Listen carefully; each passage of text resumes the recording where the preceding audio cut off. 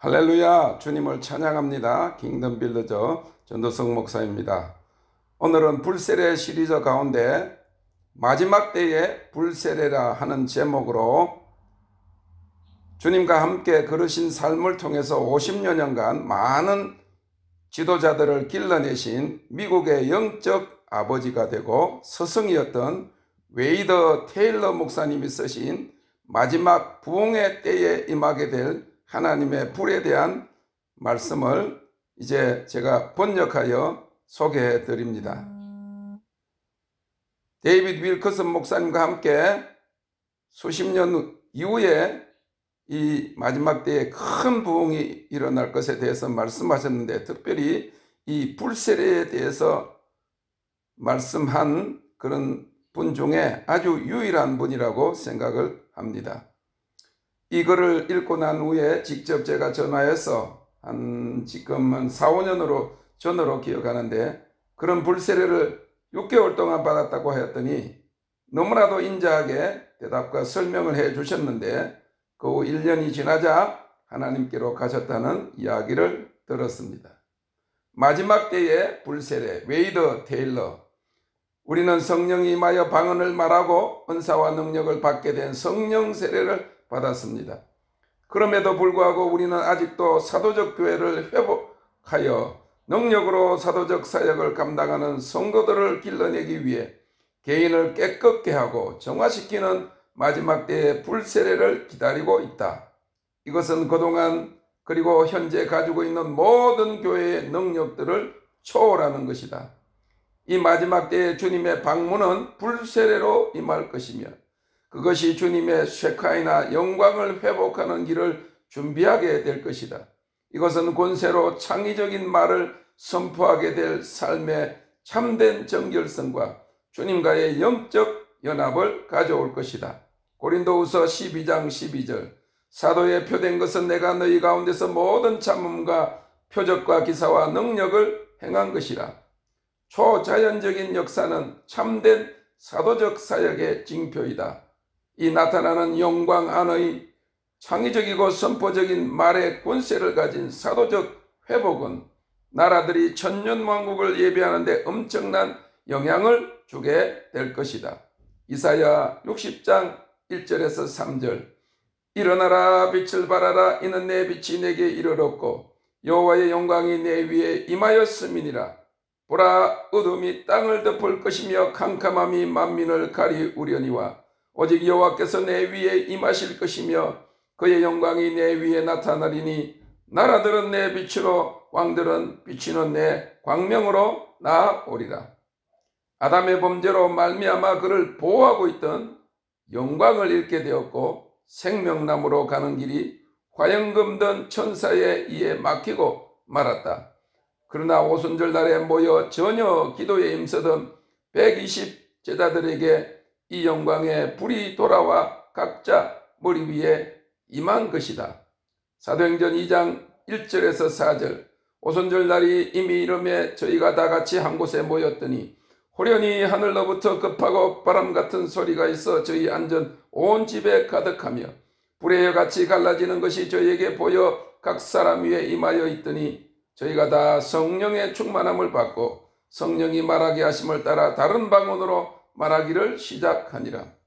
오순절 마가 다락방에 임한 성령 세례는 불의 혀같이 갈라지는 것이 각 사람들 위에 머물러 있었다고 하였다. 그러나 여기서 주목할 것은 이 불이 어떤 더 큰 역할을 하게 될 여지를 남겨놓았다는 것이다. 오순절 성령 방문 이후로부터 시대적인 여러 방문들이 점진적으로 영적 삶과 사역의 회복을 가져왔으며, 미국에서 일어난 현대 카리스마릭 부흥이 교회 안에 사도적 사역의 회복을 가져왔다. 그러나 이 카리스마틱 은사주의 운동은 은사 사역에 중점을 두어 치유와 개인 예언 사역의 표면적인 운동에 머물고 말았다. 그리스도의 몸 안에서 사도적 기름 부으심과 능력이 역사하는 사도직의 회복을 위해 개인을 준비시키는 정결케 하는 불을 담을 자리가 준비되어 있지 않았기 때문이었다. 그러므로 현재 이 은사주의 운동이 저물어가고 있다. 어떤 부흥운동의 주 지도자가 실패하면 그 실패가 그 운동의 전체 실패를 가리키는 것으로서 그것의 원인은 불로 완전히 태워지고 정결케 되었더라면 그런 실패를 가져오지 않았을 정결케 하는 불의 부족인 것이다. 사도적인 충만함은 주님의 임재 안에서 보고 사는 존재가 되는 것이다.